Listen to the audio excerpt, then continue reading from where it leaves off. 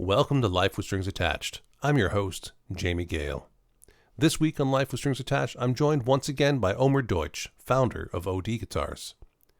Omer returns with insights forged under pressure, literally. Living and working in a conflict zone, he shares how humor, community, and creativity have become essential tools for coping and resilience. From the emotional toll of war to the deeper value of custom guitar making, Omer opens up about what it means to build something meaningful when the world around you feels uncertain. It's raw, thoughtful, and full of humanity. I'm grateful for this conversation, and I think you will be too. Omer, great to see you. Thanks for being on the show. Welcome to Life with Strings Attached. Hi, Jamie. Thanks for inviting me again. Good. Yeah. Look at you. You're in your playroom? Yeah. Exactly. Is it 100% Lego, or are there other things in there? Oh, there's an RC plane also, I see. So, yeah. Isn't that missing something important? Oh, yeah. It's 2.5 meters long, so and it's in mid-construction, so it's not assembled. I see. Yeah. Your RC planes. Yeah. Are you still flying those? Of course, yeah. Yeah? Out Okay. 2 years ago. Yes? Yeah. Okay. I thought there might be some restrictions on flying drones and RC planes and such. It's kind of a mixed feeling with this because there were restrictions, but Yes. there were sometimes that the restrictions were unclear about how far from the border you could fly and how high and stuff like that. But since I fly gliders, which are particularly quiet most of the time, and I fly the slope, which means it's like max of 50 meters across from me and pretty low on the ground, which means there's no ground, it's a slope. Then no one can actually see me. And most of the people around already know me, so they know I'm good.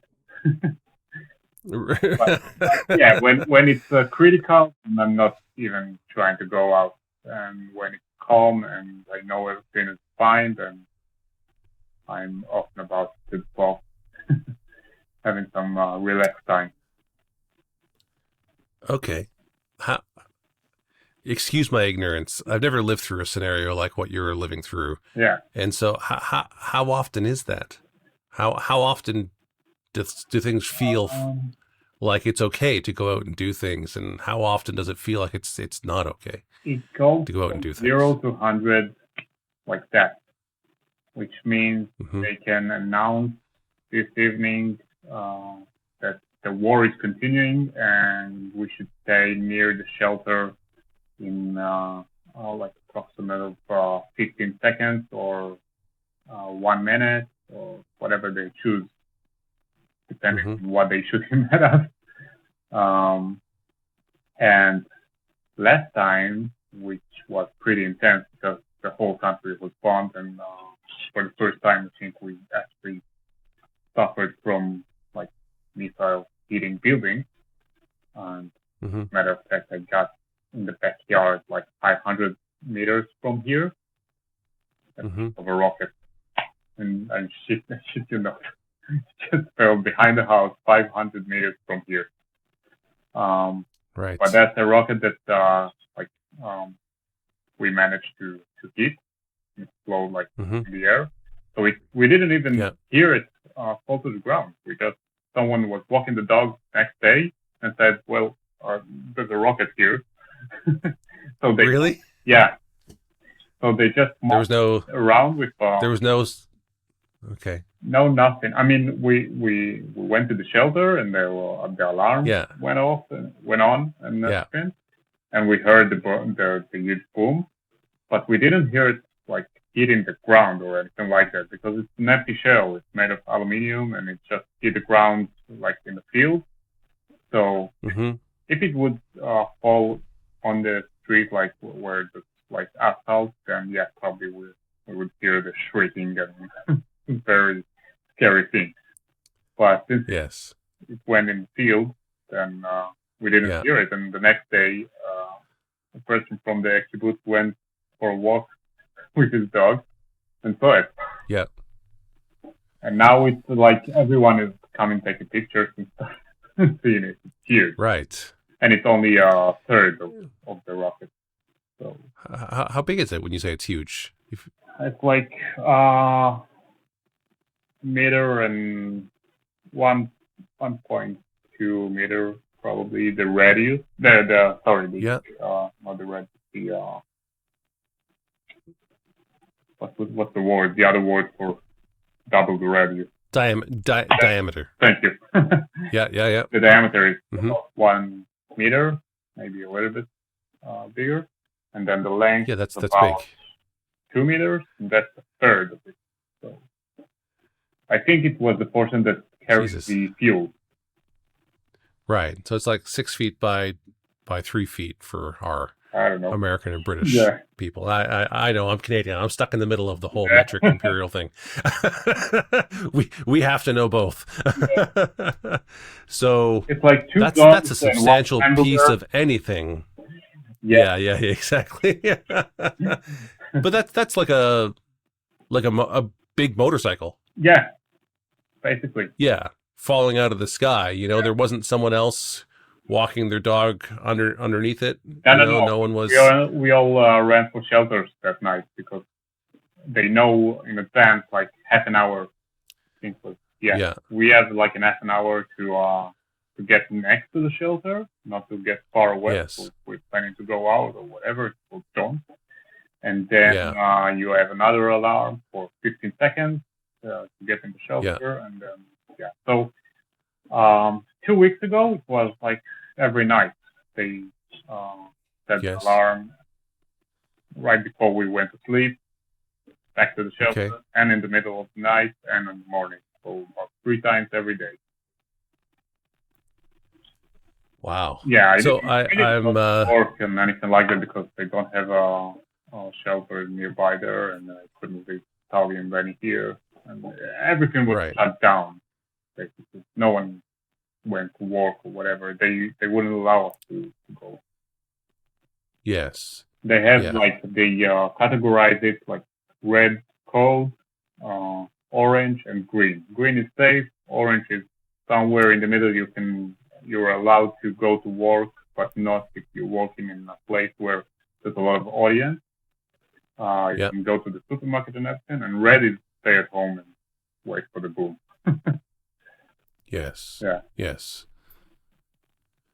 Wow.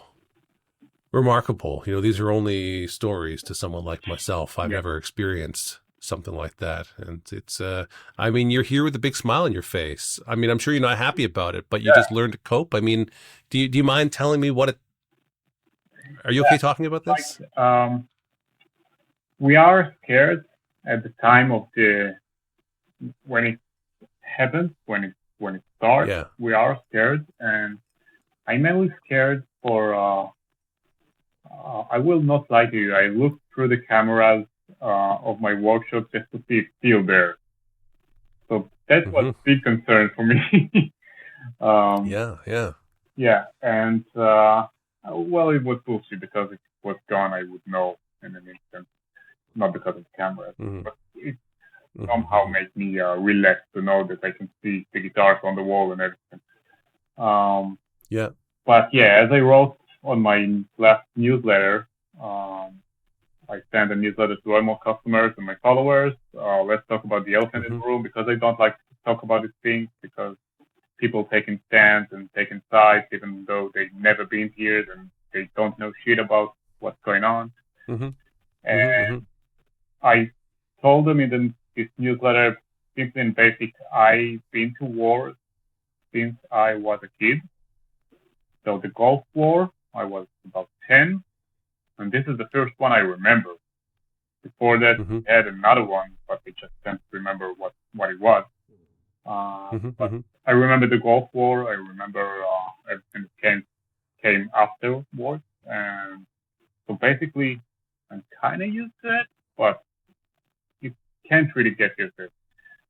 I can only say that the big trauma that we get from this is when we hear, especially metal songs, the use of alarms and sirens.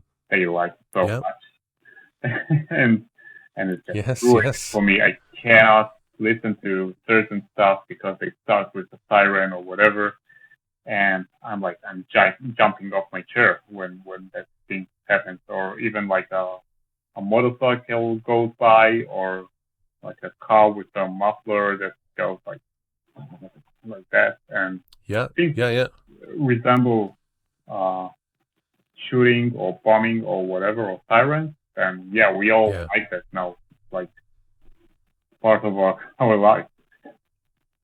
If someone shouting in the street, sometimes it's like, was that an alarm? Or no, it's just a kid screaming or something like that. Not because of the war, screaming for fun, or whatever. No, it's there's these stories that are told, there's so many movies made around the Second World War that a lot of us have seen those types of films, and our associations with what life is like during war is, for much of the world, is actually through cinema. It's not through real life experience. It's through watching a movie about someone else's experience or imagined experience, and what that is. And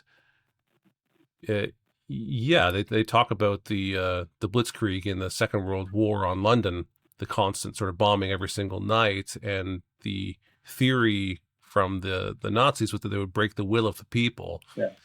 But we found out that in the end, actually the opposite happens. People kind of get used to it, and they start just walking out in the street, and if a bomb hits them, a bomb hits them. If it doesn't, it doesn't. And that you just kind of, you learn, it actually strengthened their resolve. It didn't weaken them. So they say. Of course, I have no personal experience in this. This is what the psychologists say. It's all third-hand information to me. That's actually the second thing I wanted to tell, because I learned the experience since I was a kid, but older people than me. There was a lady on the news that says, I think we talked about last time even, because it was after the October 7th. We started everything.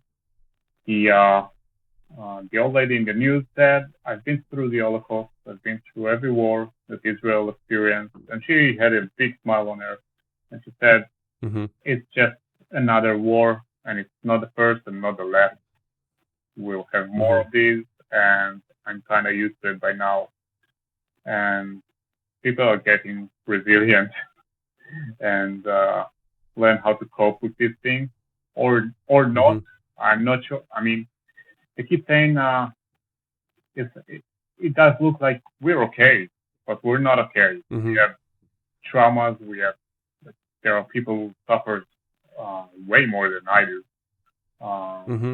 Just heard someone unfortunately had to kill himself because he couldn't stand the views of his friends being murdered, the war and stuff like that. It's just but I'm smiling because humor, that's the biggest therapy you can get. So there's a famous Canadian band that's not world famous, but they're famous around here. They're probably known if people who watch The Big Bang Theory, that sitcom. They did the theme song for it, but they're super famous in Canada. They're called the Bare Naked Ladies. And in one of their songs, they have a line that says, "I'm the kind of guy who laughs at a funeral." If you don't understand what I mean, well, you soon will. But it's the Canadians have a similar thing where we laugh when things are awkward. We laugh when things are down, at the gallows. We make jokes about it. We're not that different. I mean, we love it how every time the war starts, something bad starts, then about 24 hours later, you will see jokes online that are very clever and they're not hurtful to anyone, but they are jokes about the war and about the situation. We have here the alarm. It goes through your phone. And when this war started with Iran, then we had about, I think it was a session of 4 or 5 alarms. So it goes like, get ready better. even more ready. Now go to shelter, which is kind of funny. And and jokes started to fly around about it, and it's like your dinner is ready or your food is being delivered, stuff like that. Yeah. So it works exactly like the food delivery system. Yeah. And I think that there is something built into the Jewish culture with the celebrations. And maybe we discussed this before, but almost every Jewish celebration is, they tried to kill us, we're still here, let's eat. There's a feast around the fact that we're not dead and that we survived this other attack of sorts. And it's a fascinating part to observe about Jewish culture. And so many of the world's most famous comedians are actually of Jewish heritage. I've heard it more than once, Yeah. And but it's a coping mechanism, and we all have to deal with that. And what's interesting about this is today, I encounter more people today who tell me that they're overwhelmed than I can ever remember. I don't remember people being so overwhelmed all the time before. Right. And I don't know that, I'm getting shit for saying this here, but I think that we're mainly seeing people feeling overwhelmed in places where they actually haven't had to deal with very much struggle. I actually they didn't grow up like you did after war after war after war, where they had to deal with it. Most people I know who grew up in extreme poverty, if they moved a lot, they didn't know where the next meal was coming from, they went from school to school, they're typically not easily stressed out. They're used to change all the time. But someone who's a very comfortable, consistent life, and it's not, I don't mean that someone who's had a comfortable, consistent life can't cope, but there is definitely a much higher rise in people who express, I'm very stressed, I can't do that, I would find that too stressful. Yeah.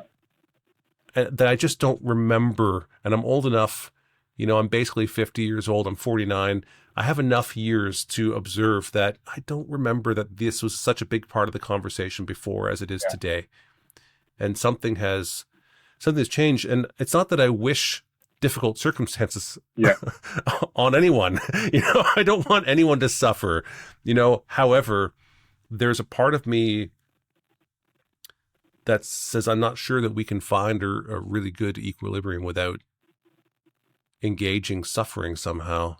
And again, I don't want people to start hurting themselves. I just mean there's something there about too much comfort, and then there's something that brings out something almost admirable when people survive really awful circumstances. Right? We make heroes of the people who survive these awful circumstances and come out as a positive person who's not just hating on the world, Because I think there's people who just want the world to burn possibly, but the ones who say, hey, listen, I went through shit, but I want to be a good person, I want to help my neighbor, that's like the ultimate hero for us, isn't it? Yeah, it is.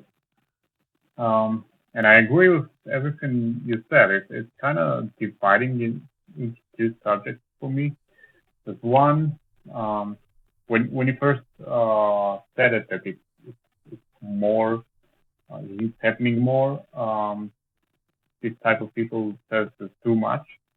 It's like the first sentence I had in mind is, all right, what's next? Ever since COVID, for me, I think for everyone. And I also saw a bunch of comedians talk about it. Like COVID started, and then killing bees, burning in Australia. It's like, what's next? We're just waiting for the cinema, the alien comes down and just destroy everything. It's like, how come great aliens who want to make the world a better place never show up in those movies? Exactly. They just show up and say, hey, let me give you these lovely gifts. Yes. Aliens are always out to destroy us in these movies. Sorry, segue. well, basically, it's I think it's the human fault, because Every time we see an alien, we attack it or try to investigate it, try to do some stuff. Yes. So that's why I would kill us too. Yeah. You know what? Hang on. Yeah. I can't believe I said that because you and I are the E.T. generation. E.T. was a nice alien who showed up and helped his friends, healed them, and we did try and kill him. We did. You're right. Yes. Right. E.T. How could we forget him? Yeah. And the other thing is this area we live in. It's like the internet, and everyone has an opinion. Everyone feel the need to say something about it or to express themselves. And I keep wondering if those people feel like they don't matter if they don't say something. Doesn't matter if it's right, if it's wrong, but they feel they don't matter if they don't belong to a certain group or side. And they have something to say, even though not necessarily true, or they don't know the facts, or they don't know nothing about it. They never lived through stuff like that, and it's getting wild. I mean, we keep saying we can't believe people are acting this way. Yeah. So one of our Instagram reels went viral on us. It's close to 4 million views at this point in time. And it was with Dr. Gale Buckwalter, who is the first person in the world to have a brain-computer interface implanted in his prefrontal cortex. Yeah. So he's one of 25 with them in his brain at all. And he's the only one of the 25 that have it in the prefrontal cortex. And he's got these big plugs coming out of the top of his head. And people see the image.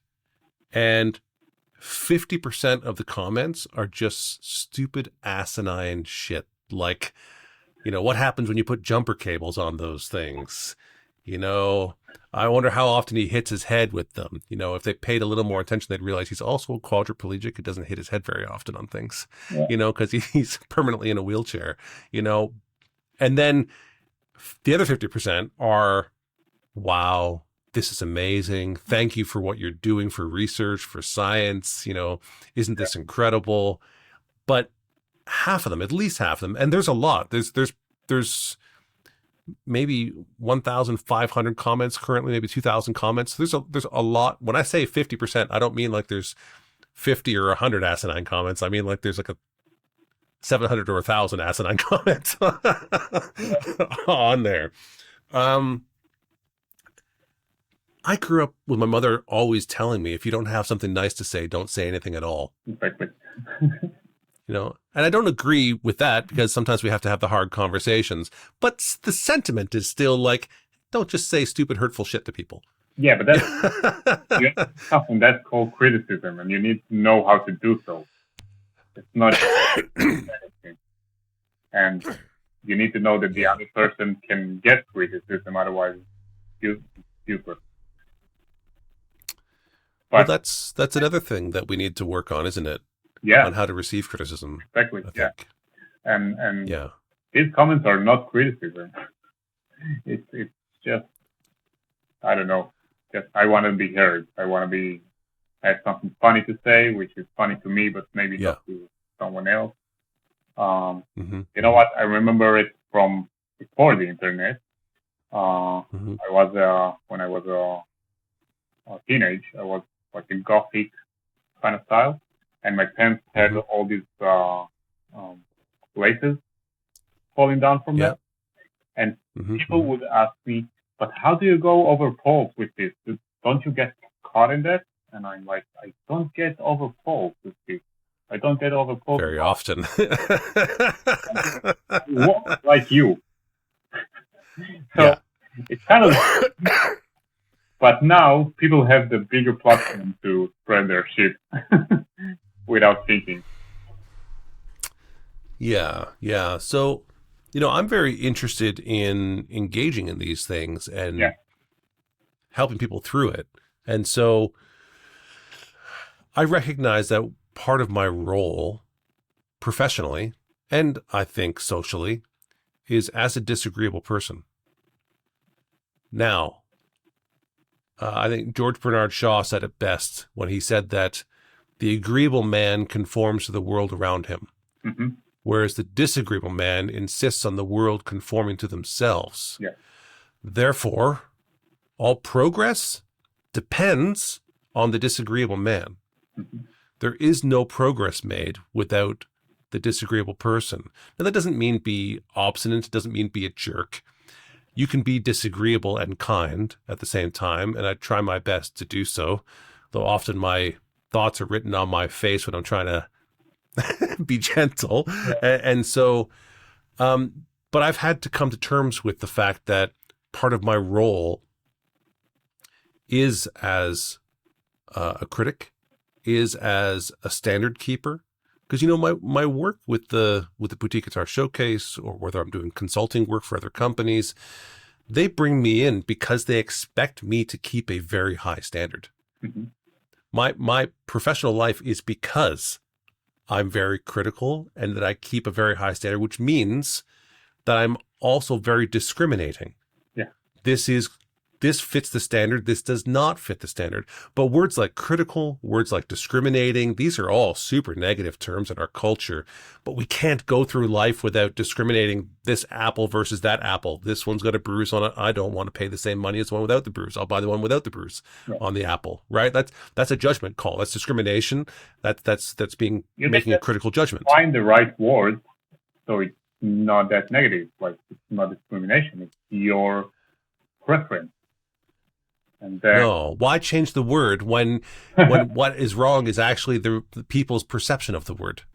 So I went through this. Let me try and walk you through an example of this. Okay. Recently, I had dinner at someone's house, and their daughter was 17, 18 years old, just about to graduate school.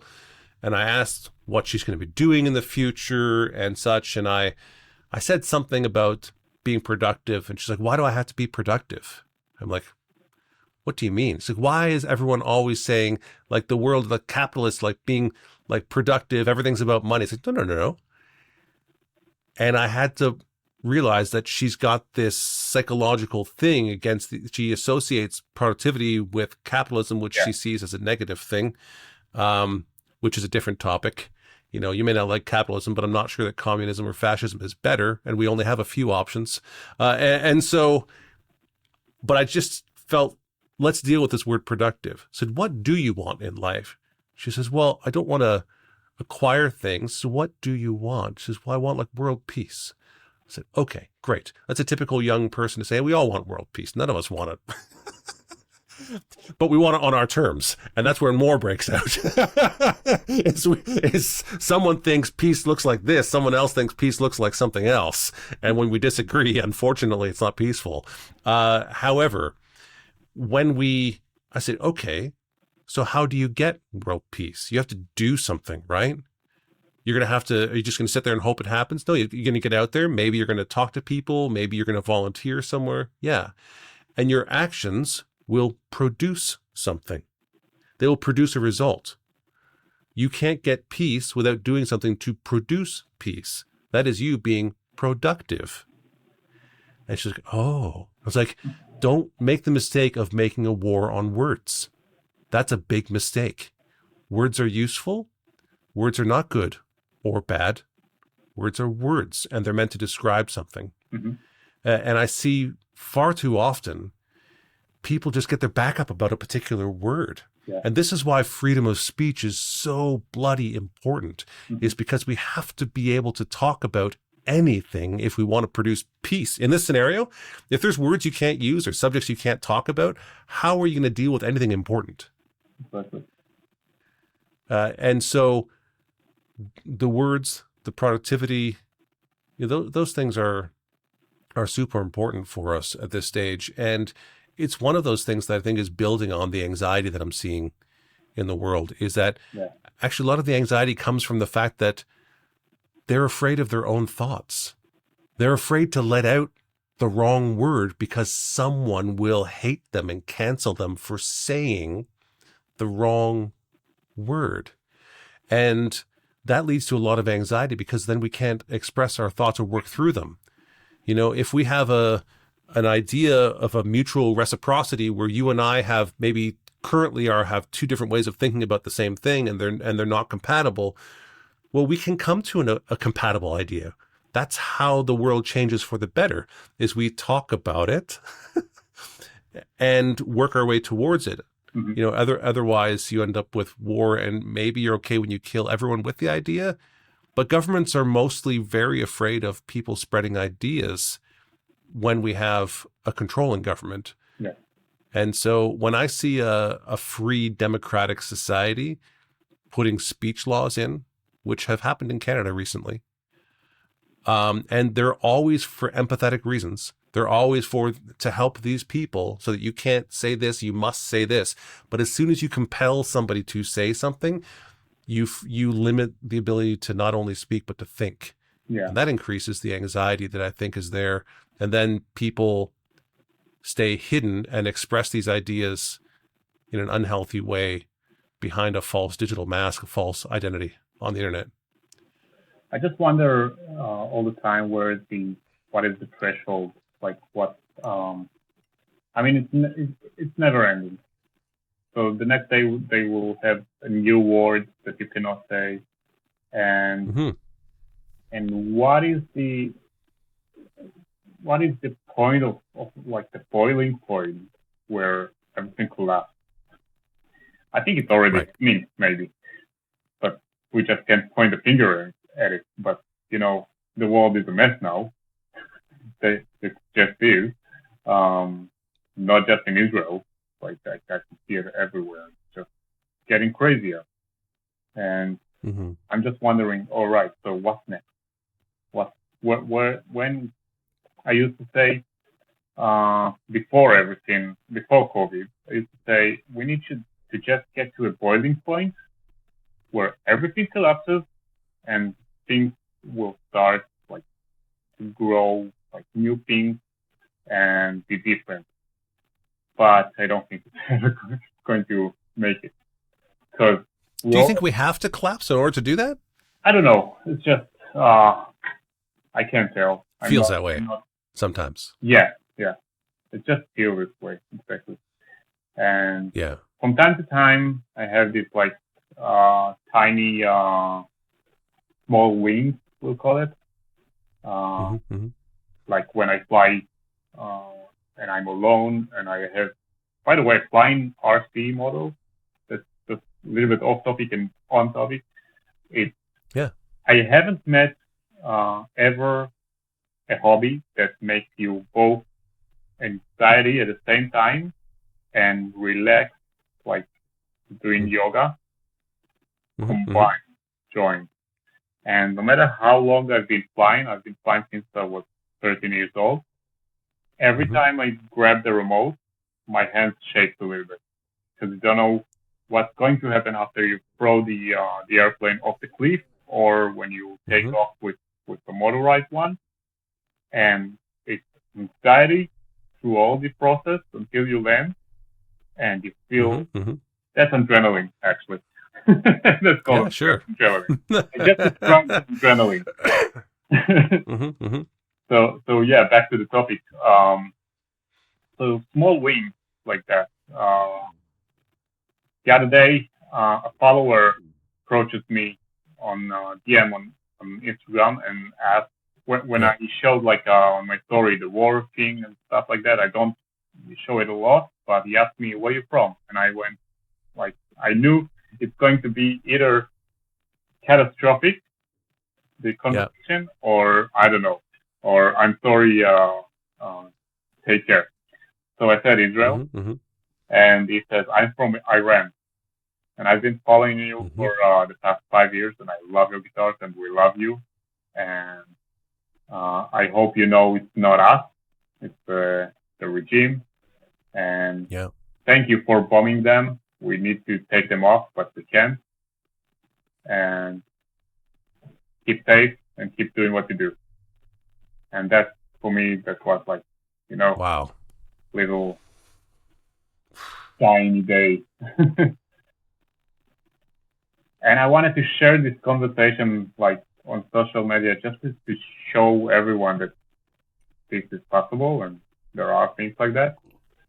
But at the same time, I didn't want to like ask for permission from him, and I didn't want to get political, and I didn't want to squeeze it out on myself. So I just kept it to myself and Tali. And yeah. Cedar Creek Custom Case Shop is your premier fretted instrument custom case maker, and we invite you to create a musical instrument case unlike any other, one that's unique to you. Every Cedar Creek custom case is hand-built by highly skilled craftspeople using only select woods, Providence Forge hardware, and premium instrument-friendly materials. At Cedar Creek Custom Case Shop, we are dedicated to helping you design the case of your dreams. Find out more at cedarcreekcases.com. As a guitar builder and a player, you have a sense for when something's working right. That's why so many of the world's best trust D'Addario. Unmatched tone, perfect intonation, and strings made to the tightest tolerances in the industry. That reputation is no accident. It's the result of 400 years of being obsessed with quality and innovation. D'Addario. When you know, you know. Are you serious about the business of guitar? Then you need to join us on Patreon. We're building a future where guitar makers are able to live prosperous lives making instruments that inspire the musical experience, which helps to create a more beautiful world. Where others who are passionate about the guitar can thrive, those who help in the promotion and resale, trade shows, writing of books and articles are supported as a valuable part of the community. A community where we explore with curiosity and encourage those around us in their endeavors. With a community effort, we can accomplish far more than we can individually. So let's be serious about your guitar business and join us on Patreon. That's patreon.com/Jamie Gale Music. We are better together, so let's do this together. I love where we've been, and I'm excited about where we're going.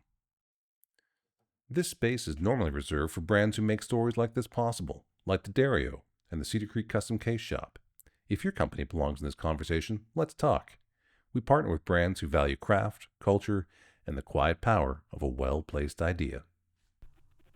You know, I thank you for sharing that story. Yeah. I mean, I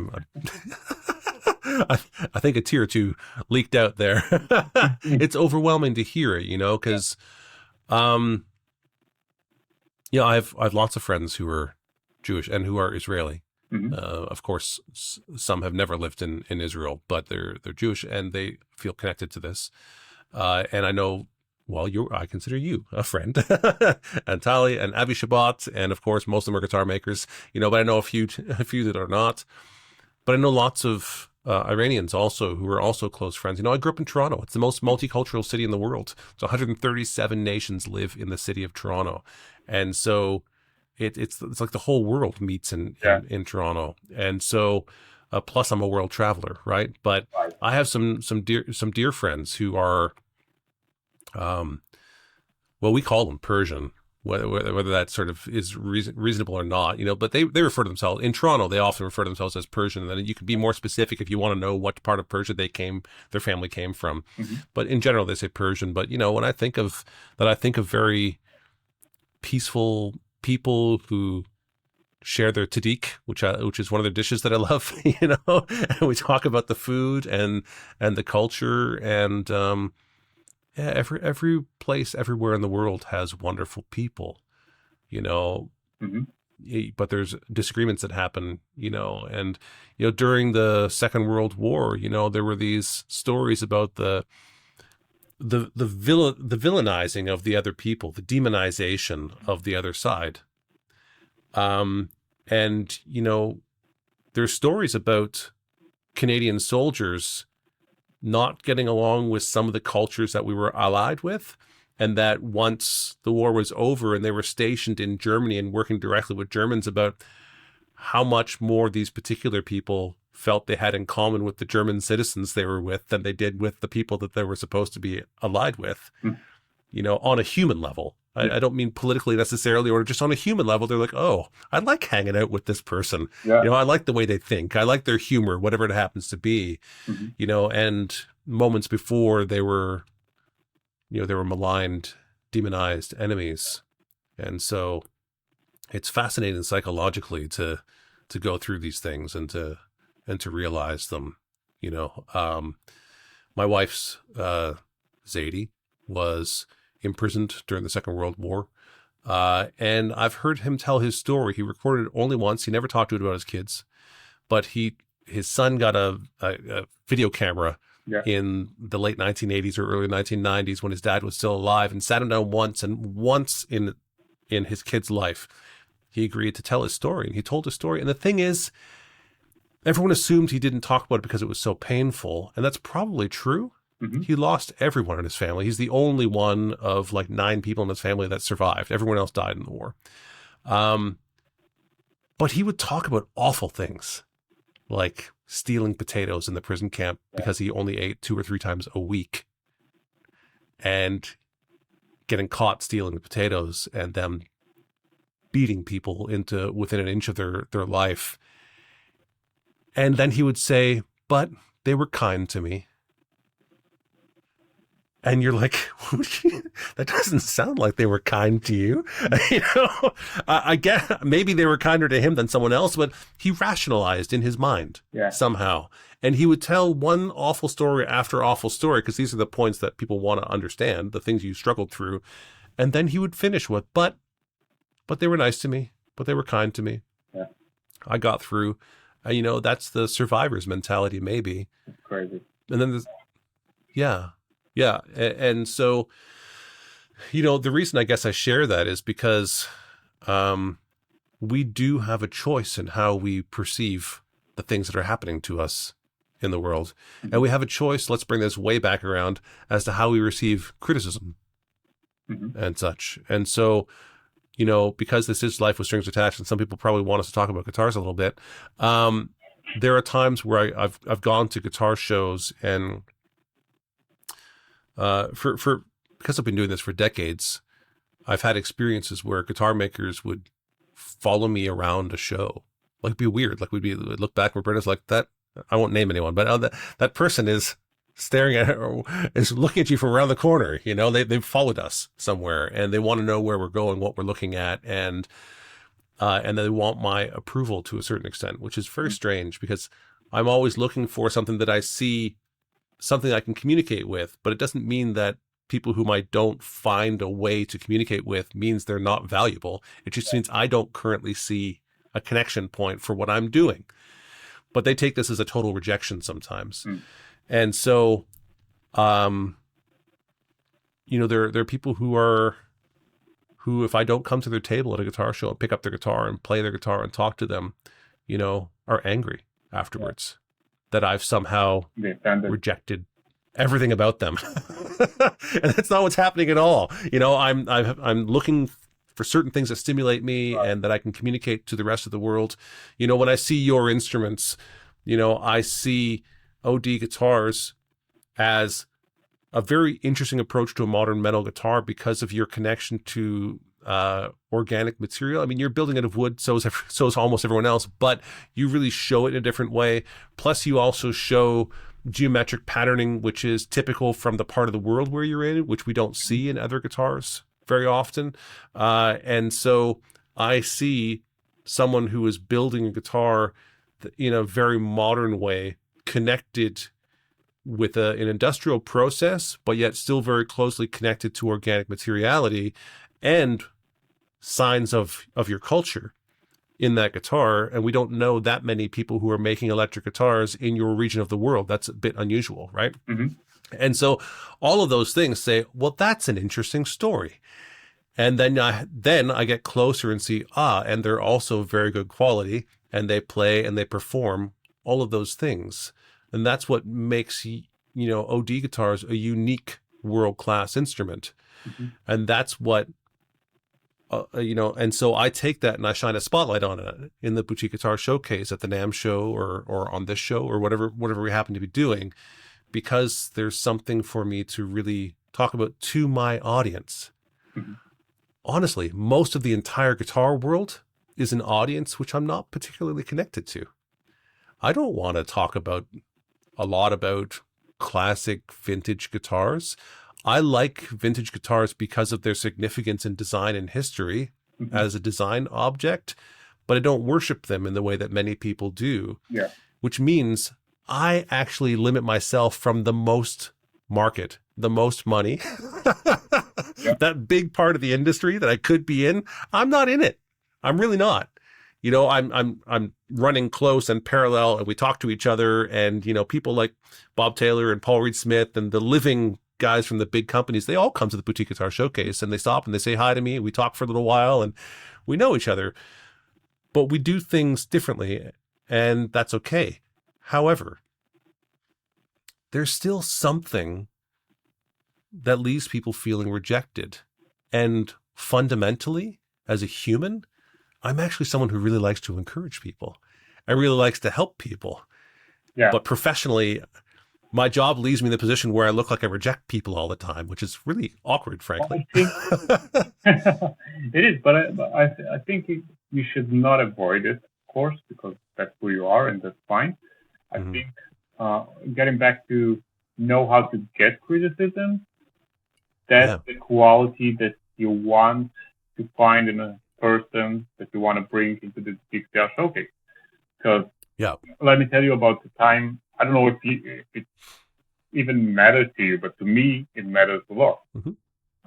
That one time when I sent you a guitar for the tour, and you told me that inside the cavities, the geometric cavities, there's little hairs sticking out of the wood.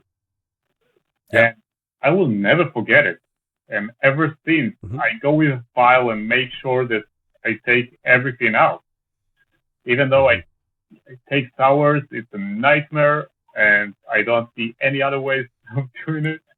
But it sticks with me. And for me, that's the criticism. The criticism is something that builds me and helps me improve myself and getting better at what I do. Even if it's something personal and not related to guitars. But that's, Tali is saying that I'm like, I'm fixing myself when something is wrong. If she tells me about something I did and it's wrong or something that needs to be improved, then she knows that 1 month after it's gone, it's out of the system, and I did something in order to improve myself and overcome this problem, whatever it may be. And I think that's what people are most likely to find it hard to do, to get a criticism,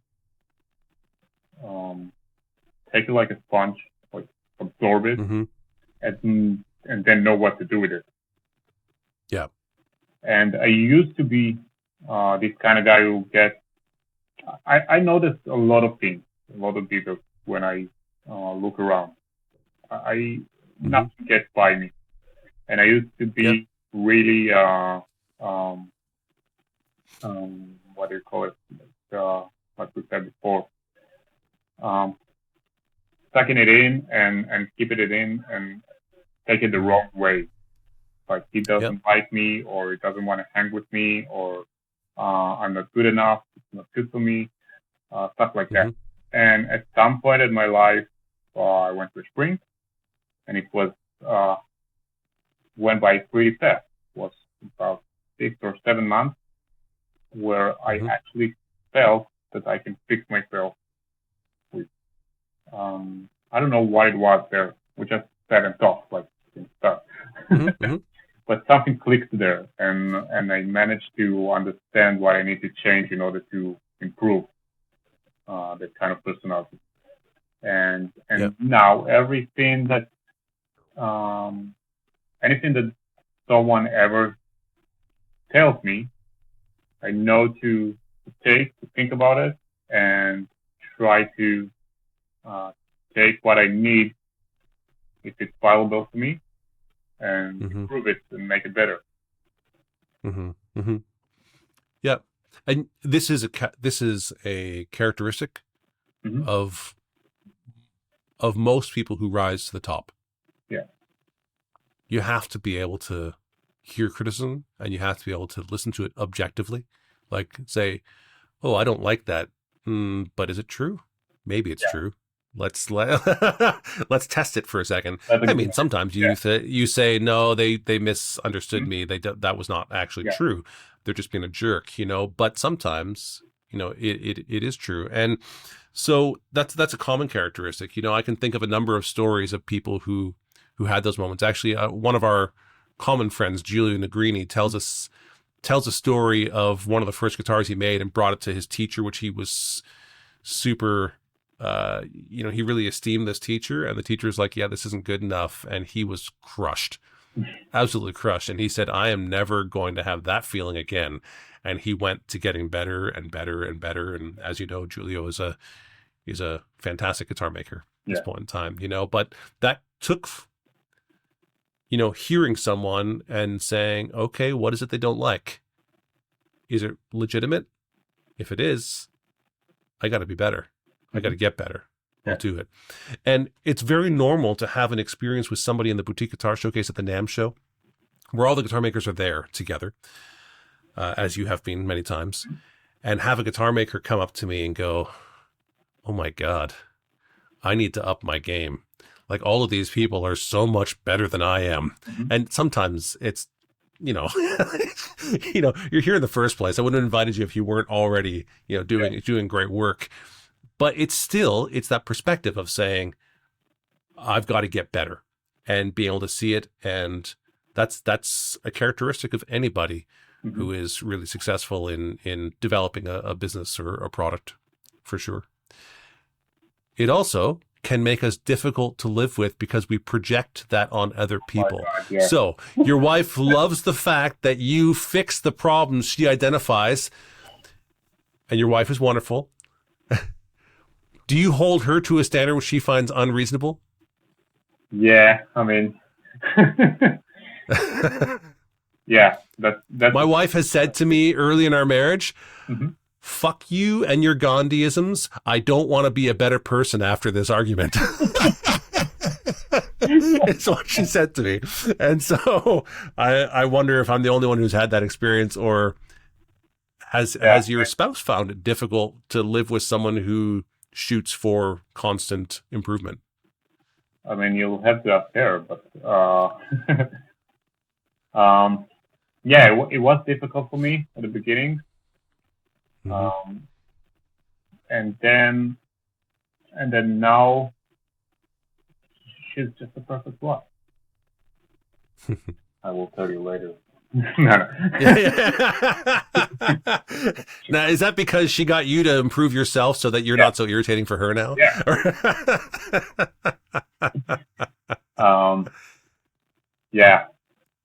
That's a tough one. I mean, you got to realize that not everybody is like you, and that's fine. And you need to know how to adjust yourself. Yeah. I don't have a better answer.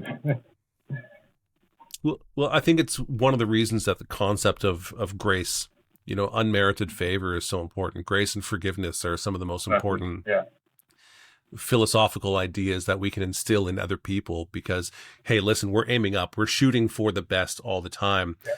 But we also have to understand that if the goal is worth shooting for, there's a good chance you're not going to hit it, but you still aim that way, and you have to be gracious and kind and forgiving while we're trying to improve, for the fact that we're not yet perfect and maybe never will be. Yeah. It's the process, it's the way, it's not the end result. Yeah. Yes. Yeah. So I want to tell you another story connected to that criticism part of things, because I remember being, and I can say where I was at a Holy Grail guitar show, which is maybe did I meet you at the Holy Grail guitar show in Berlin? Maybe. Every episode you release, almost every, I won't say every, you're saying that you met the person at the Holy Grail show, but I don't remember about myself. Oh, well, I have met a lot of people there, but that's certainly not where I met most of the guitar makers in my life. I've been traveling for a lot of years, but that's okay. So, I think. Yeah. So anyways, well, many of them funny enough, some of the ones that are very local to me, like the closest guitar maker to me that we work with is Michael Sankey. And I met him in Berlin. Yeah. Yeah. He lives 90 minutes from where I am right now. Yeah. Yeah. So anyways, the reason I mentioned this is because I had 2 different scenarios where someone asked me to come and view their guitars. Yeah.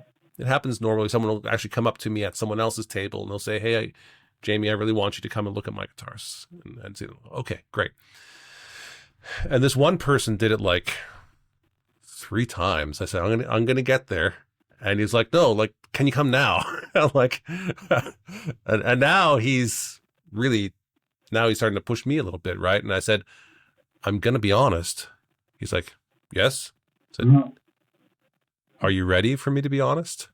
Mm-hmm. And he's a big guy. And he's like, "Oh, yes, I'm ready. I'm ready for you to be honest. Come now." I said, "Okay, let's go." And the thing is, his work was a really great quality. Mm-hmm. But what I said to him is, I said, I see you're making really good quality guitars, but I don't see you. Yeah. I don't see who you are. I see you making really good quality guitars that are other people's ideas. And they don't have to be 100% original, but I need to see you because you're not like anyone else standing in this room. And that's your best chance to being original, is because you're already a unique person. So build the things that you care about into your instruments, and you'll find that they stand out differently. Yeah. And he took it, received it. Great. Someone else asked me to view the guitars, and I made some criticisms because they rushed things to the show. They had some problems with electronics and things literally weren't working and such in the demo room. And I said, your guitars are really beautiful and I really want them to love them, but they have to play and they're not playing. And they went to the bar that night, and I heard from other people that they were literally like drunk and cursing my name out loud. Same show, same person as far as I'm concerned, giving honest feedback on the instruments. The first guy came back the next year, and I remember I was standing, they sort of did these night before dinners with all the people, the guitar makers and industry people like myself. And I was standing there talking with Uli Teufel, I think, and he came and he interrupted again. This guy always interrupts. but he said, "Hey, I just wanted to thank you." I said, "Oh, for what?" He says, "Last year you told me that you didn't see me in my guitars, and I think you were right. And I am much happier as a guitar maker, and I think my guitars are much better. I hope you come by and see them again this year." Nice. And he did. And that person has been in the Boutique Guitar Showcase because they did listen to it. They did build themselves into it. No, I'm not going to tell you. I'm not going to tell you. Off camera, maybe, but not in the podcast. I'm certainly not going to tell you who was cursing my name out loud that night at the bar either. But there's a difference in how we perceive them. Now, honestly, they're both great guitar makers. Mm-hmm. But imagine how much better the person could be if they received the criticism without blowing up and having to get drunk and cursing people's names. It's important, and we all get along better if we can figure that part out. Yeah, I mean, if you think you know everything already, then you got nothing to learn and you want progress. And therefore you need some outside observer to show you what you don't know about yourself. Mm-hmm. That's basically what shrink does. The observer. Yes. Yeah. To show you what you cannot see on your own. Yeah. Yeah. So Omer, with all of this going on, surely it has to have disrupted your business. Because I presume you don't have a second shop in the bomb shelter. Yeah. It's small. Computer and that's it. Yeah. You don't do any hand sanding or anything down there? No. Work stops, right? And so, is there... How has this affected your work? I've seen you doing some different social media campaigns. I've seen you doing some stuff that's interesting about jogging people's minds about how they think about guitars and perception and stuff. And so, how is it related? Is it unrelated? Tell me about what's going on with you and your work these days. It is because, well, first of all, I wasn't in work for a week, so I occupied myself with when you don't work and you don't do the same thing over and over, then your brain starts to create new scenarios. You break your routine, which is always good, and sometimes we forget to do so. And then I listen to a lot of podcasts and marketing podcasts and stuff like that, just to, because I stopped like a couple of years ago because I just didn't have the time, and I felt like I'm losing grip of what's going on, and so I did reflect a little bit about the business, about my customers and everything, and alongside with talking to my customers, my current customers, I felt the need to talk about, for me, as if I was my own customer, then it's really scary to put that amount of money in someone's hands across the world where you might not live tomorrow or whatever, the business is gone or whatever. And they have so much faith in us, which is, I cannot comprehend it. I mean, it's amazing to me. And I wanted to show and to talk about it a little bit. What is a custom guitar? What it means? What is it to run a business which is almost not a business? It's an entity. It's something that is breathing, living, and it's not just a name that makes stuff and push products out. And that was something that I kind of felt like I'm missing out a little bit. So this is when I started writing these things and just started reflecting. And when you don't work, then other than thinking about other stuff, you don't have the material to show. So finished guitars, or just photos from the workshop, live shows, everything like that. And I didn't really want to talk about the war per se and what's going on, because it's just too hard, too depressing to explain. And I see every day online that people from other places, never been here, don't know my culture, don't know my situation, doesn't know anything about what's going on, and still has an opinion about it. And I keep saying in my head, if you don't know anything about it, or sorry, if you think you know something about it, but you've never been here, and you never saw, and you never spoke to one who lives here even, shut your mouth. Nobody cares about your opinion. It does not help anyone. And you know what? This week they touched the one thing that was sacred, and it was so hard for me to. There's two things that connect between people, regardless of religion and politics, which is food. You mentioned it before, and music. And I'm afraid music is already gone, because I don't know if you saw, but there was a concert of Back to the Beginning, Ozzy Osbourne last concert. I didn't watch it. I didn't know about it. Yeah. And I don't know how the media, the algorithm pushes stuff through you, but I'm getting every day hundreds of posts how David from Disturbed got booed on stage because he's a pro-Israeli.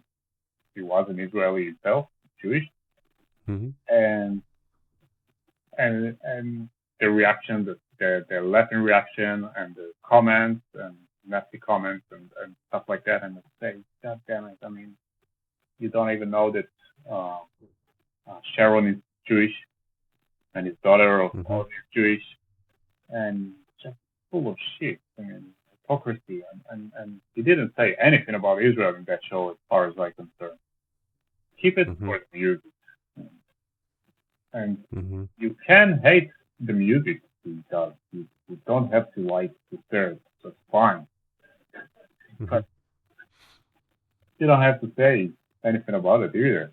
I mean, just enjoy what other music you like. And I keep reflecting on this song from Pussifer, Maynard, of course, our friend.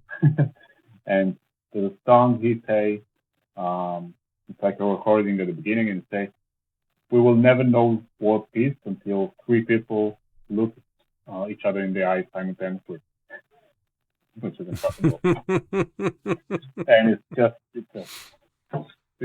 that. Yeah. Cedar Creek Custom Case Shop is your premier fretted instrument custom case maker, and we invite you to create a musical instrument case unlike any other, one that's unique to you. Every Cedar Creek custom case is hand-built by highly skilled craftspeople using only select woods, Providence Forge hardware, and premium instrument-friendly materials. At Cedar Creek Custom Case Shop, we are dedicated to helping you design the case of your dreams. Find out more at cedarcreekcases.com. As a guitar builder and a player, you have a sense for when something's working right. That's why so many of the world's best trust D'Addario. Unmatched tone, perfect intonation, and strings made to the tightest tolerances in the industry. That reputation is no accident. It's the result of 400 years of being obsessed with quality and innovation. D'Addario. When you know, you know. Are you serious about the business of guitar? Then you need to join us on Patreon. We're building a future where guitar makers are able to live prosperous lives making instruments that inspire the musical experience, which helps to create a more beautiful world. Where others who are passionate about the guitar can thrive, those who help in the promotion and resale, trade shows, writing of books and articles are supported as a valuable part of the community. A community where we explore with curiosity and encourage those around us in their endeavors. With a community effort, we can accomplish far more than we can individually. So let's be serious about your guitar business and join us on Patreon. That's patreon.com/Jamie Gale Music. We are better together, so let's do this together. I love where we've been, and I'm excited about where we're going. This space is normally reserved for brands who make stories like this possible, like D'Addario and the Cedar Creek Custom Case Shop. If your company belongs in this conversation, let's talk. We partner with brands who value craft, culture, and the quiet power of a well-placed idea. So in terms of business, it's tough. I'm trying to, when the when the war started, like October 7th, I tried to show that everything runs like as usual. I tried to hide it because I didn't want my business to get hurt by this. And in fact, we had a customer who placed an order, and he said, "I didn't know you guys are operating. I thought the business is shut down, so I didn't place an order." And then I realized I need to push harder and show that everything is as usual. And this time I decided I'm going to talk a little bit about it because now everyone knows already. It's not a secret and I cannot hide it anymore. And show my fears and show my situation here. I also try to reflect that I'm safe and I'm really thinking about, well, what happens tomorrow if I can't deliver a guitar for a customer? And they've been such an awesome customer, just saying, first, feel well and be safe, and then my guitar. It doesn't matter, it's just money. And I couldn't ask for better customers, honestly. Yeah, that's amazing. Yeah, so it was a low year in terms of sales, in terms of orders, not as the previous one, but we also took the prices a little bit up, so I can't really tell which one made the difference. Right. Yeah, it's hard to take the data and really know what's going on, but especially now. I mean, I think anybody who's being honest with themselves about making financial projections during this current situation in the world is either is falsely confident or is bullshitting. You know, I do listen to other podcasts where people talk about economics and and such, and really most of the great minds are like, listen, on the long arc of time, we can tell you to continue to do this. On the short periods, if someone's telling you they know what's going to happen in the market tomorrow or next month or next week, they're full of shit. Yeah. Yeah, it's an uncertain time. But I think that's one of the reasons that's important to continue to do something that's valuable to you. And as you can see, it's valuable to your customers, and they're not, the most important thing to them is not that they receive their particular guitar on a particular date. It's not just the guitar. The guitar is great. It has to be great, but it's also the connection to you. And that's the way it is with any brand that is making something that's a luxury brand. And you do have a luxury brand. I know a lot of people have a hard time with the word luxury and guitars, but listen, you know, the truth is most of us could make the music we want to make on a $500 guitar, and the playing is more important than the guitar. It's that simple. A great player can make great music on a very cheap functional guitar. Right. It's easier when you play a guitar that you're inspired by, that is functioning in a different way, but it's not absolutely prohibitive that you must spend the kind of money that people do on the guitars that we have. They're buying more than just the function. They're buying the narrative. They're buying value in the world. They're buying the idea that the world is somehow a better place because Omer is caring about building guitars in a particular way in an environment, you know, and he cares about his work. He cares about the quality. All of that stacks up to a value proposition that someone says, oh yeah, I want that more than I want X guitar coming off a production line. Because truth be told, they could play and I can name brands. It's okay. They can play a Jackson or an ESP or something of the sort and play the same music they're playing, you know, likely on your guitar. But they don't get to know Mr. ESP. They don't get to know Mr. Jackson. You know, they get to know Omer, and that matters. It really does. And I think you're seeing that. Yeah, of course. Definitely. Yeah. I mean, and so I truly say that I built about 300 guitars so far. And I think I remember 90% of the customers who ordered them, names and faces for those who showed me. But yeah, it's like I just wonder when I will stop remembering. Yeah. Then I'll know that something is off. Because I don't remember the person because we ordered a guitar. I remember the person because we've been through a journey together. We've been something through experience together, which is never the same like any other. Even I had a customer that doesn't play guitar who wanted a guitar from me just to hang on the wall, and it was the most boring guitar I ever built, and it lacked the passion. But I remember him because it means something to him. He wanted my art on the wall. Yeah. Doesn't know a single note.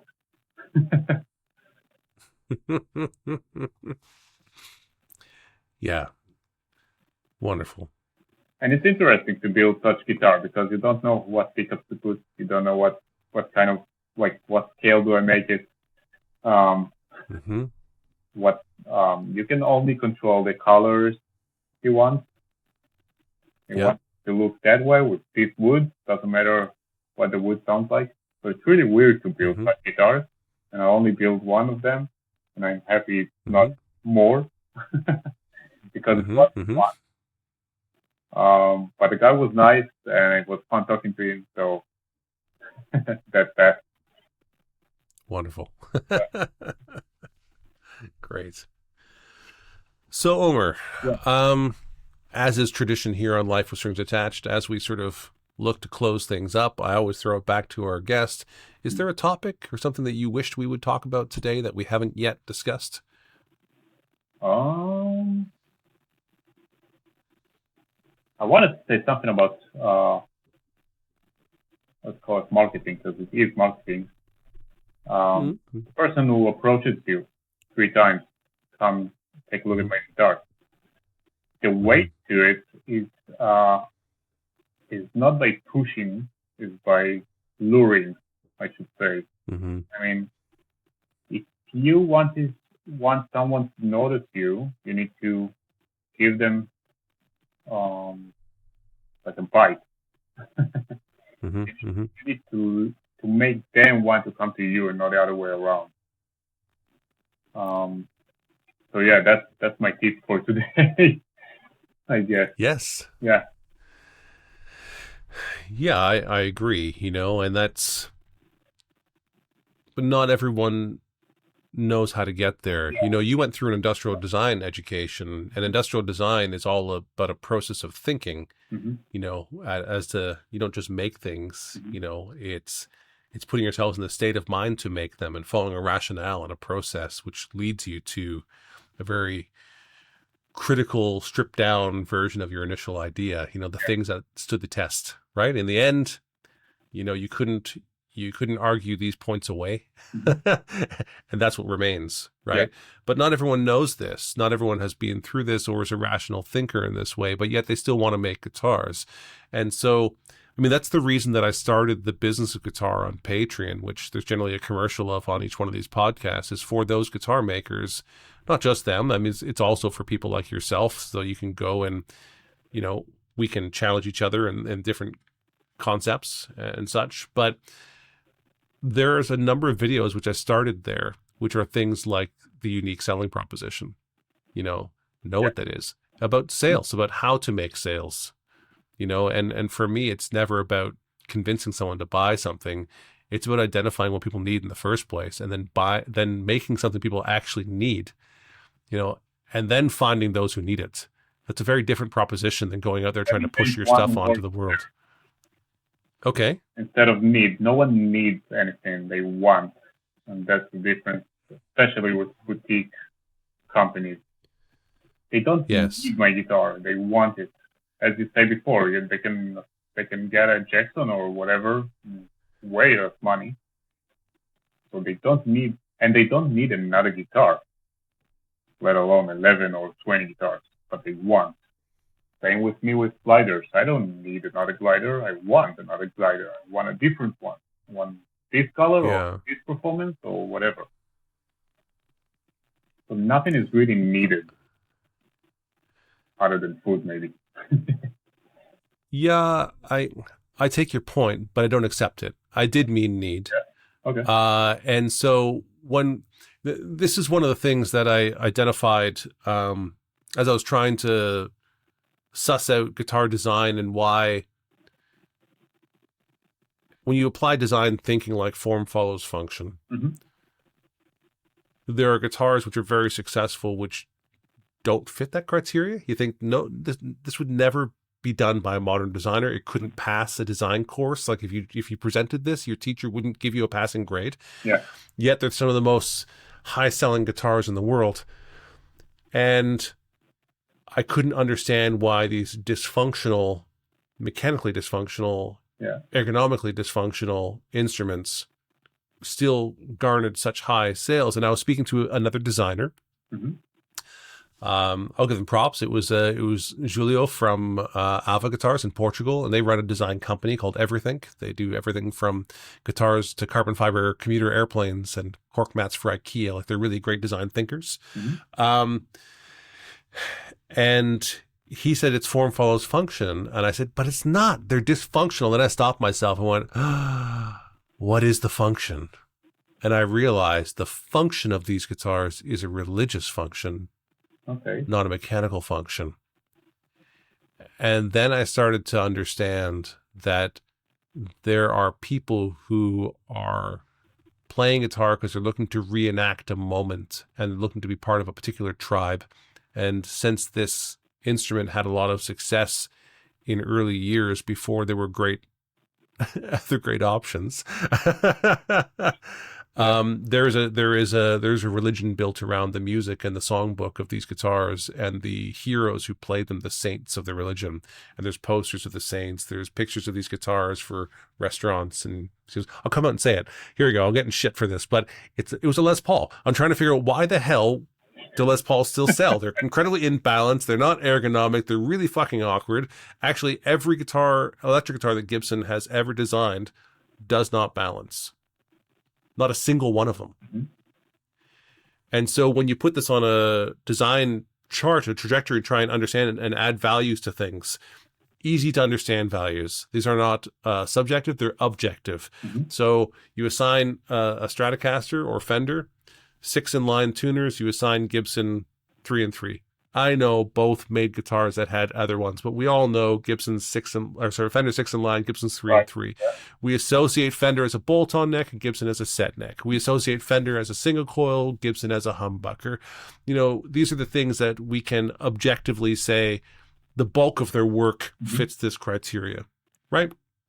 And I gave each one a value of 1. And then the value of 1, when you add them up, it positions you in a different part of the chart. And so if you take the Les Paul and the Stratocaster, the first sort of ergonomic considered guitar, because the Telecaster wasn't so well ergonomically considered what the Stratocaster was, you see on the chart a big line down the middle where the Super Strats came in. Because the Super Strat is a Les Paul Stratocaster. It's a synthesis of these two ideas, right? And everything from the Jacksons, Charvels, Kramers, the ESP Horizon, the PRS is a Super Les Paul, not a Super Strat. Yeah, it's a little bit. Because material wise, it's Les Paul. Right. It's the carved maple top on mahogany set neck, but yet what he did is he brought it towards the Stratocaster by balancing it out, extending the scale length, these types of things.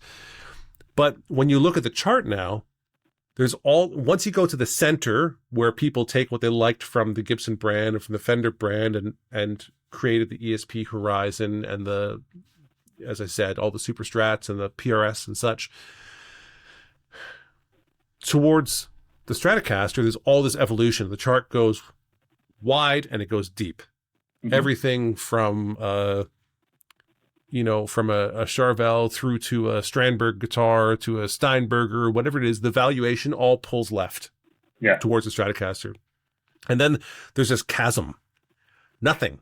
There's nothing between middle point and Les Paul. Yeah. Like as if design evolution just ceased to exist in this void on the chart. And I was like, what the hell is happening? And however, there's a bunch of guitars directly in line with the Les Paul, with the Gibson, because everything from there is just like but cheaper than, or just like but more than. Yeah. So you can take an Austin City Limits, you can take a Dean guitar, you can take all these different brands who make really small changes on what is effectively a Gibson guitar. And then there's only one brand which exists further away from Fender and to the right of the Les Paul. And the people are really going to hate me for this. The characteristics that define it, that pull it right, are not just a lack of ergonomics, but also ridiculousness. That Gibson guitars are designed in a ridiculous kind of way. And the reason I say this is because the exploration of a V form, which as a designer, you understand the language. You think, I'm going to explore the V. I'm going to explore the X, the Explorer, the V. You're riffing on design concepts, but they're really not ergonomic. They're really not additive to the instrument. They're somewhat ridiculous, and that pulls them. That belongs to Gibson. No other company really does that in the same way.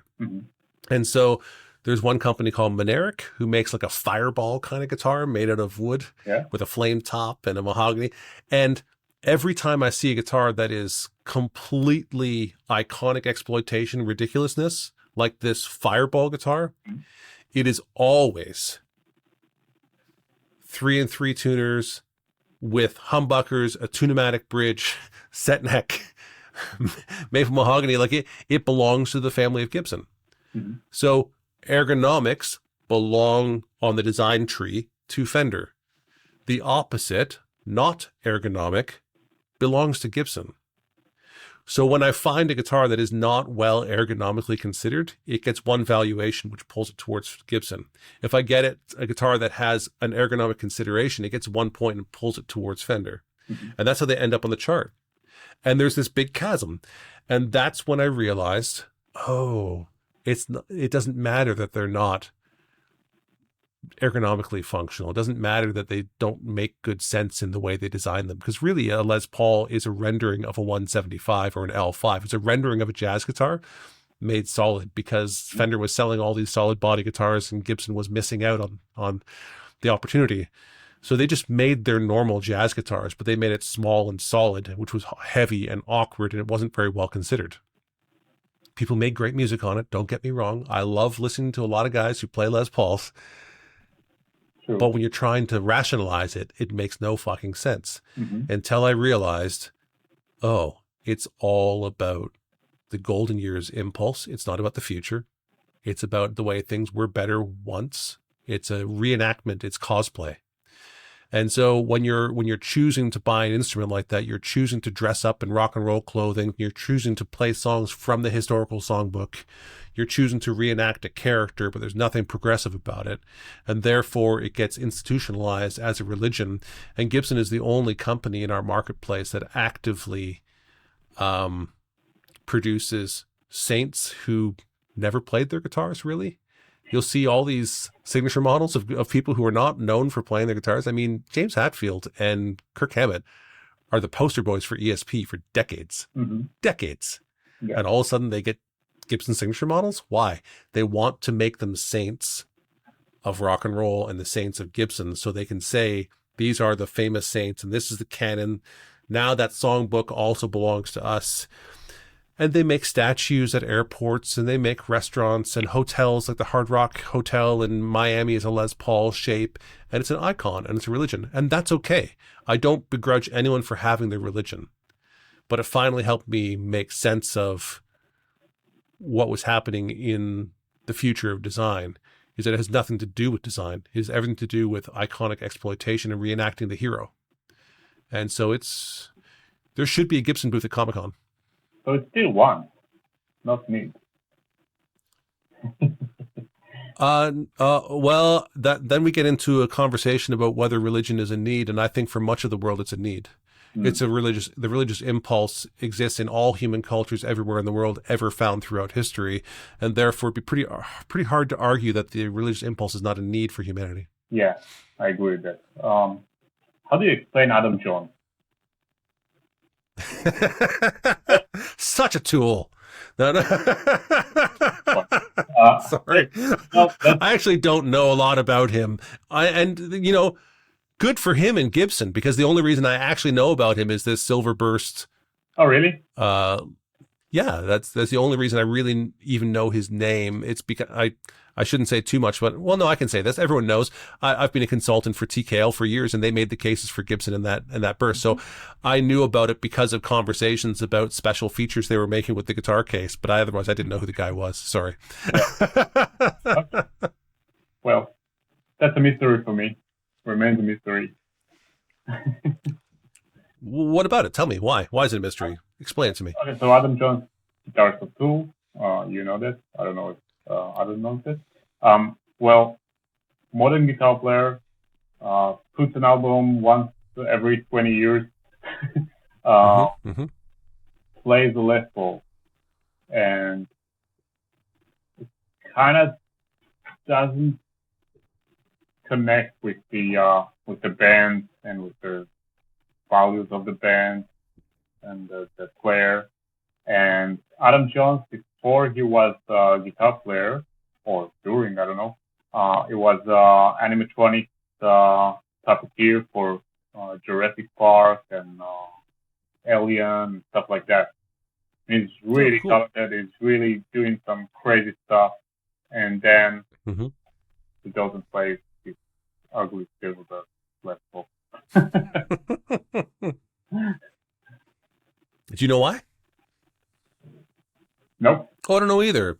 But sometimes people have connections to guitars. Hey, this is the guitar that I got my dad bought it for me and then he died, and so it's really special to me or something. It's not always logical. Sometimes it's emotional. And don't get me wrong, Les Pauls do things that other guitars don't do, partly because of their weird inefficiencies, but it makes them, they have a great deal of sustain, and the fact that they had humbuckers when other people didn't have humbuckers, the humbucker is not valued for what it was designed for.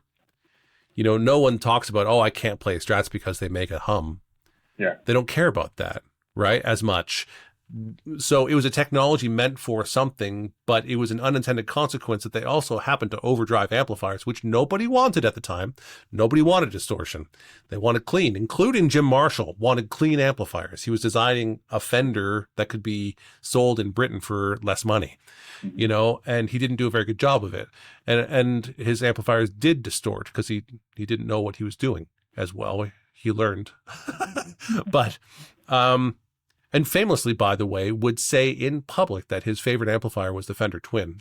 And the Gibson guys used to bury their heads like, oh, God, I wish he'd stop saying that. The Marshall guys would be so embarrassed. So, it's people picked up a Les Paul and a humbucker. And if you want to hear some of the early stories of this, I interviewed Dan Earlywine on this podcast a few months ago. And Dan talks about this because the very first famous 59 burst that sold for high dollars was Dan Earlywine's that he had traded to Butterfield. And so you can hear the story on this podcast. And it was because the Butterfield, not Butterfield, that's, oh my God, the vintage guys are going to hate me now. So Bloomfield had a gold top, which had single coils, and Earlywine had the humbuckers. And he only had the humbuckers because Bloomfield had come and played that guitar in Dan's town. He's like, oh, I want a guitar like Bloomfield's, but he couldn't get one just like it. There was one hanging in the music store for a 59 Les Paul hanging in his local music store for 2 years because nobody wanted it. They were failures at that point in time. Yeah. And then people realized, oh, these things have a lot of sustain and they overdrive amplifiers and they get distortion. And now we want distortion. And these things do more distortion and more sustain with the distortion. But that was not why it was designed, the humbucker or the guitar. It's an unintended consequence. It's one of the luckiest fucking mistakes that have ever happened, And then people made incredible music on it, and great. Thank you. I'm very happy for unintended consequences. It's a common theme in the world, actually. Anyways, the whole design thing and why does Adam Jones play that guitar? I don't know. It could be because he's a huge fan of Randy Rhoads or someone else who played a Les Paul at one point in time before him. Maybe that's why he got into guitar. Nonetheless, people love him, and I'm glad they love them because, I grew up on Randy Rhoads. I was a big fan of Randy Rhoads and Zakk Wylde, and I love hearing those guys and Slash's guitar tone. That guy's guitar solo in November Rain is so fucking epic. I mean, that's a great guitar tone, and that's a Les Paul, and I'm happy for that. I'm just telling you, I couldn't make sense of it from a design sense on a chart. And then, yeah.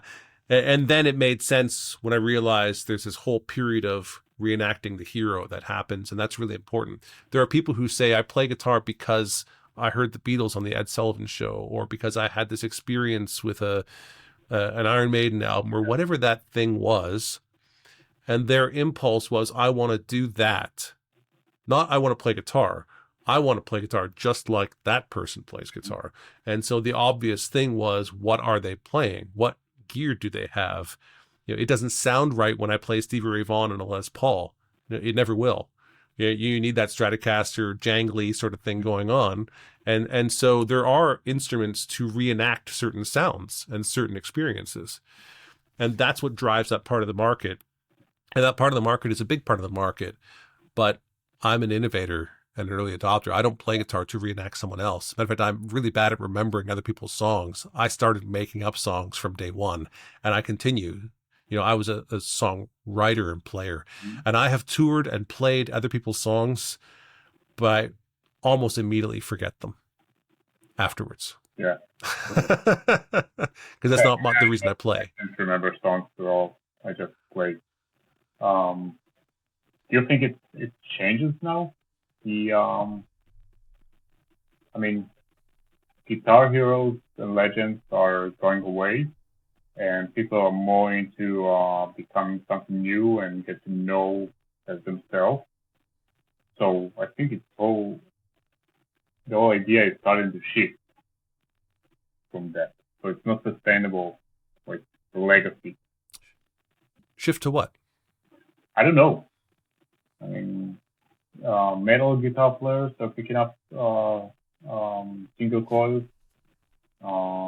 They don't care for, all right, I want this sound, I want the sound of Guns N' Roses or whatever. It's old news. Mm-hmm.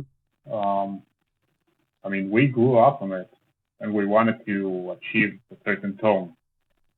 But now, as tone progress, and sometimes some people even like to talk shit about it, and AI is picking up. I feel like it's going to shift, and these legends will be forgotten, and guitar players will be something else completely. Mm-hmm. Yeah, I can speak to that. I mean, I teach on it. I give a lecture called The Unwritten Future of Guitar, and I do it at most guitar schools that we travel to around the world. I gave it last year at the Fretboard Summit in Chicago as well. And there's these major movements that happen. I should do a video on it. I haven't done it yet. There's major movements that happen, and each one of these movements close. And that feeling you're experiencing right now is that the major movement which sold those Les Pauls and Marshalls and such, that movement is closing. You know, as you said, Ozzy Osbourne had his last performance sitting in a chair the entire time. And so back to the beginning, because all the metal guys say, well, Black Sabbath is the beginning point of this culture that we're part of, but they're dying. They're old, right? Those, and that movement is going to close, and then people can reenact it, as we talked about a moment ago. They can reenact their heroes, but it's okay that it closes. You know, there's icons that exist for a very long time that we reenact. You know, there's no estate for Mozart getting the money, but Mozart's still doing all right. You know, 300 years later or so. And the point is, if it was substantial enough, there will be a society built around it. So we have classical music societies, we have folk societies, we have blues societies, we have jazz societies. Guess what? We're going to have rock societies. And there's going to be people who do fundraisers, and they're going to make sure the kids learn the classics. You know, your kid doesn't know Enter Sandman? Oh my God, what kind of parent are you? You know, they're going to, seriously, just the way they do right now with learning classical music societies and learning blues societies and folk societies, jazz societies. There will be a society to sustain it because they care about it. That's the thing. I sure do hope you're right. But last Saturday, I played in an open stage, and this other guy started playing Comfortably Numb, and I was the only one on stage who knew that song. The drummer, the bassist, another guitar player, and saxophone player, they did not know the song. Right. And it was like, what's wrong? How did it happen? Well, that's why societies form, because you're like, oh my God, people are going to forget who David Gilmour was. We can't let that happen. I'll donate this amount of money to make sure children learn David Gilmour's, you know, and Pink Floyd songs, and so that no one should ever forget Comfortably Numb, and people will be passionate about it. And you know, I know I sound like I'm partly mocking it because it's a little bit silly, but all of history shows that we will do this. It did make enough of an impact that we will create a society around it, and it will be sustained. I really do believe that. And they will identify who the hero is, and there will be probably one person that exemplifies all of what we mean to communicate with that. So, you know, when we say classical music, name a classical composer, you're going to name one of four composers likely. It's been there were a lot more than four, and there still are classical composers, But I think something like 99% of all symphonies in the world play the music of 4 composers. You know, and so there will be whittling down. And when we think of certain styles of music, and I ask you to name a guitar player who's a blues guitar player, you might say B.B. King. If I tell you to name a gypsy jazz guitar player, you're likely going to say Django Reinhardt, you know, and each one of these movements will get boiled down into one hero typically. As a genre, they get boiled down to settings on your distortion pedal, your amplifier, or your modeler. They currently say rock, blues, metal, right? And we agree that's the sound of that genre. It's already saying the names of the guitar player already, not the genre. Yes, but there will be one. Yeah. There'll be one hero typically in the end. And so that's why we say things like they were the Einstein of this, or they were the Michael Jordan of this, or they were the Eddie Van Halen of this. You know, that's meant to tell everyone that they were the genius and okay, I get it. They were the best of the best is what that means when you say Michael Jordan. And when you say Albert Einstein, you say, oh, they were the smartest of the smartest, you know, like to the average person on the street. And so when you say B.B. King, you know, we'll say, oh, that's the bluesiest of blues players. Even though someone else might argue if they're a fan of blues. Yeah. But to the common person, if you ask, you know, your grandmother to name a blues guitarist, she might actually be able to say the name B.B. King, but it's highly unlikely she'll name Robert Johnson. So that'll happen with rock and metal also, but the genres are happening. There's still people who are doing incredible things on guitar. It's shifting. It moves to different areas. It moves to the acoustic guitar. You know, all those fingerstyle gymnastic players that happened, they were never really pop. And so everyone's like, where's all the guitar heroes? Well, they're watching them on YouTube. You know, their names are Tommy Emmanuel, Andy McKee, Manelli Jamal. These people, you know, are incredible guitar heroes, but they're not on the television because guess what? Nobody's watching television. So you can't look to the television to see where are the stars. And then those metal players and the fingerstyle gymnastic players merge together in one of our modern guitar heroes. We call him Tim Henson. When you watched him play, if you know enough about guitar playing, you realize, oh, he spent some time doing some fingerstyle guitar. Oh, he's checked out some flamenco stuff. He's definitely a metal kid, you know, so on and so forth. And those styles merge together where he moves effortlessly from fingerstyle acoustics into metal, into R&B, back and forth. Those are synthesized ideas. So, the thing that I know is that with almost 200 years of guitar history currently, 175, if we go from Torres in 1850, there have been constant evolutions in the guitar, which lead to new movements, you know, and we have probably over 15 different iterations of the guitar, which have their own industries built around them, their own songbooks. In 150 years, it's about every decade there's a new style that becomes something substantial enough to gather together an industry in a songbook. And it evolves as people evolve, and people keep evolving, and the guitar keeps evolving with it, which no other instrument does. No other instrument evolves like a guitar does. And so I think the most unreasonable thing to think is that it's not going to keep happening, because 175 years of evidence that says it does keep happening. But it won't be the same guitar. It'll be a new something. I guess we'll never know. We'll know some of it. We won't leave it out. You and I will live to see at least one more movement. I hope so. I really hope so. So, did that answer your question or statement or whatever we taught you? No. Yeah, kind of. I mean, it's more of gave me stuff to reflect and think about. Not a direct answer, hopefully. Because I'm keep thinking, all right, well, maybe you're right, but I don't think I can get to the point where I know it did happen, because it will be way after me, after I'm gone. So, I don't know. But and I'm keep thinking about like more people in my life that I know that have no clue who's Metallica or Guns N' Roses and stuff like that. And I mean, my assistant, he will kill me. I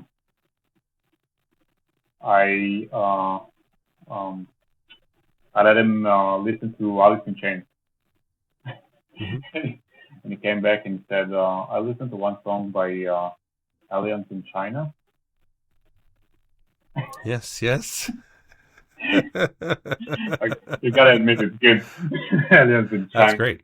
That's great. Yeah. But yeah, he's like, he doesn't know all these bands, and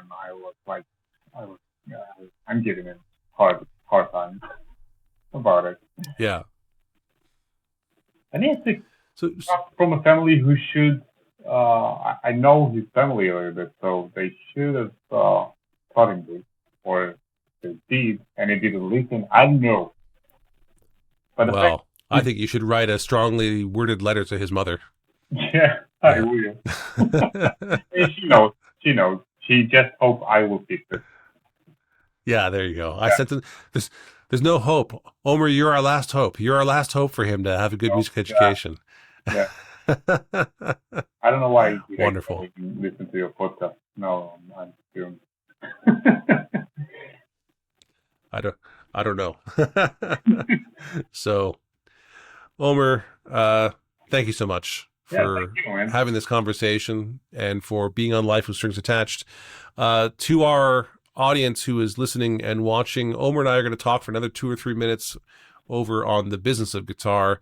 It's behind a paywall, intentional. It's not that much. It's $10 a month to access the additional conversations, but it's really meant for people who are in the guitar business. So if you're in the guitar business, we'll be talking about things that the general public maybe don't care about or shouldn't hear, where we can talk openly about the business of guitar. And if you're interested in that, you can head over to patreon.com/business of guitar. Again, that's patreon.com/business of guitar, where Omer and I will continue the conversation on guitar business. Omer, thank you for being on this regular portion of Life with Strings Attached. It's incredible what you're living through, and I'm glad to see you're, doing as well as one can be doing. And I'm super glad to hear that you're getting support from your customers and friends. So thanks for taking the time to talk with me today. Thank you. All right. Say goodbye for now. Bye-bye. Bye. You've been listening to Life with Strings Attached. If today's conversation meant something to you, consider passing it on. These stories find their place through the people who share them. A new episode comes out every Friday, right here, wherever you're listening. I'm Jamie Gale, and thanks for listening to Life with Strings Attached.